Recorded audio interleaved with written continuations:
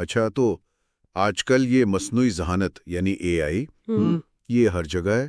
جی بالکل. کبھی سنتے ہیں کہ برطانیہ میں کسی نے چیٹ جی پی ٹی سے پارکنگ ٹکٹ معاف کرا لیا.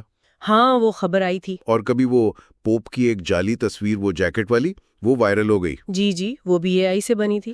تو ہمارے پاس جو معلومات ہیں وہ اس کی صلاحیتیں، فائدے اور وہ جو خطرات ہیں ان سب پر بات کرتی ہیں.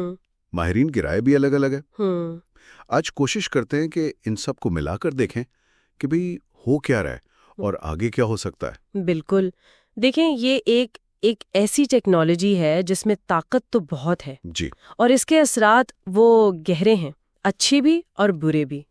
مطلب نوکریوں سے لے کر اخلاقیات تک اور شاید انسان کے مستقبل تک بات جاتی ہے.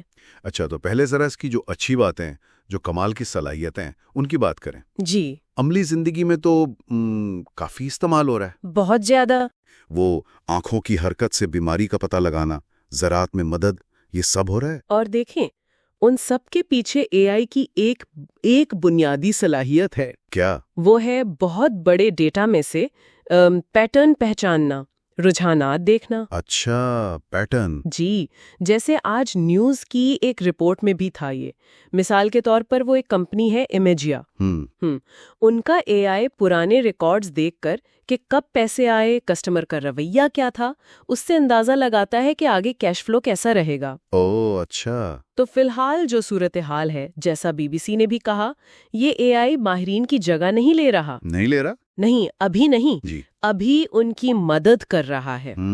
جیسے ڈاکٹرز کی مدد. اچھا، یہ مدد والی بات اہم ہے، لیکن یہ جو پیٹرن پہچاننے کی طاقت ہے یہی کچھ لوگوں کو پریشان بھی کر رہی ہے. جی بالکل. خاص طور پہ نوکریوں کے حوالے سے. ہاں، یہ ایک بڑا خدشہ ہے. وہ گولڈمن سیکس کا اندازہ تھا کہ دنیا بھر میں کوئی 30 کروڑ نوکریاں. جی 30 کروڑ بہت بڑی تعداد ہے. اور آئی بی ایم کہہ رہا ہے کہ وہ شاید 8,000 ایسی نوکریاں ختم کر دے جو اے آئی کر سکتا ہے.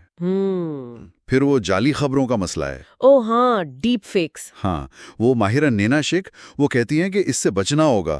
اتنی اصلی لگتے ہیں جعلی ویڈیوز یا تصویریں. جی، فرق کرنا مشکل ہو جاتا ہے. اور پھر یہ سوال بھی ہے کہ جو معلومات اے آئی دے رہا ہے وہ کتنی قابل اعتبار ہے. اچھا. جیسے چیٹ جی پی ٹی خود مانتا ہے کہ اس کا علم سپٹمبر 2021 تک کا ہے. پرانا ہے. جی، اور وہ غلط معلومات بھی دے سکتا ہے. اور ایک اور بات، جس ڈیٹا پر ان کو ٹرین کیا جاتا ہے نا، جی، اگر اس ڈیٹا میں ہی کوئی تعصب ہو، کوئی بائس ہو، تو اے آئی کے جوابوں میں بھی وہ آ سکتا ہے. اچھا، مطلب ڈیٹا ہی ٹھیک نہ ہو تو. بالکل، وہی تو اے آئی سیکھے گا.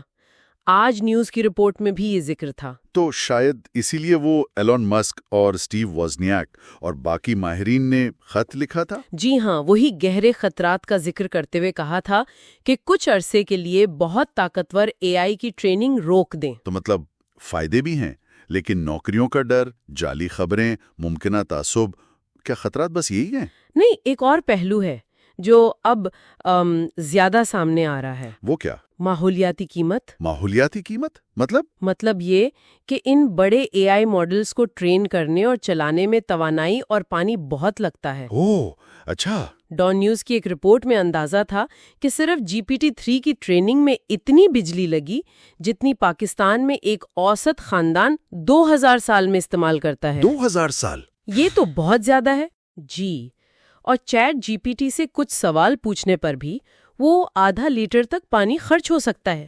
ہیں؟ پانی بھی؟ جی. یہ تو واقعی حیران کن بات ہے. یعنی جو چیز مسئلے حل کرنے میں مدد دے سکتی ہے وہ خود نئے مسئلے پیدا کر رہی ہے. بالکل. اور پھر وہ وجودی خطرات کی بات آتی ہے، ایگزسٹینشل رسکس. وجودی خطرات یہ کیا ہیں؟ دیکھیں، بی بی سی کے مطابق ماہرین اے آئی کی ترقی کو 3 سٹیج میں دیکھتے ہیں. ایک ہے اے این آئی، نیرو اے آئی. یہ خاص کام کرتا ہے، جیسے فون کا چہرہ پہچاننا. ٹھیک ہے. دوسرا ہے اے جی آئی، جنرل اے آئی، جو انسانوں کی طرح سوچے سمجھے.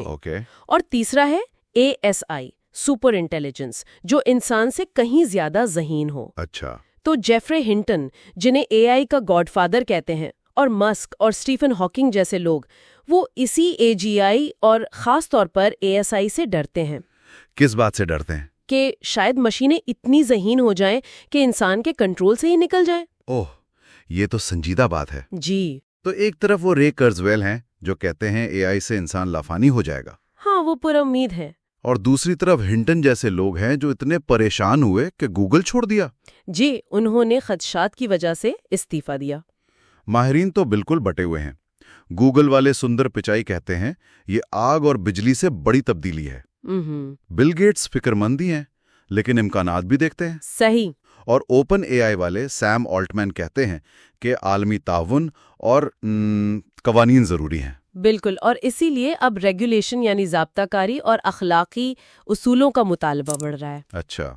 ہنٹن، آلٹمین، وہ ماہرین کا خط، حکومتیں بھی کوشش کر رہی ہیں، سب اسی طرف اشارہ کر رہے ہیں۔ ساحل آن لائن کی رپورٹ میں بھی یہی تھا کہ ذمہ داری سے اسے آگے بڑھایا جائے، عالمی معیار ہوں۔ ٹھیک۔ اور یہ بھی یاد رکھنا ضروری ہے، جیسا آج نیوز نے کہا، کہ اے آئی ان چیزوں کی پیشگوئی نہیں کر سکتا جن کی مثال پہلے نہ ہو۔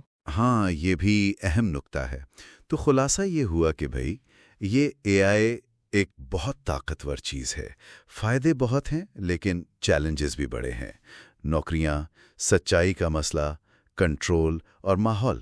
جی، جیسا کسی نے کہا تھا، کہیں یہ علم کا اعجاز ہے، کہیں یہ خوف کا انداز ہے۔ بالکل، اور یہ ساری گفتگو ہمیں ایک بنیادی سوال پر سوچنے پر مجبور کرتی ہے جی، کہ اے آئی جس تیزی سے سیکھ رہا ہے اور شاید ہماری سمجھ سے بھی آگے نکل جائے، تو ہم انسان یہ کیسے یقینی بنائیں گے کہ اس کی ترقی ہماری اقدار، ہماری بھلائی کے مطابق ہو، خاص طور پر جب اس کی جو قیمت ہے ماحولیاتی اور سماجی، وہ دنیا میں برابر تقسیم نہیں ہو رہی۔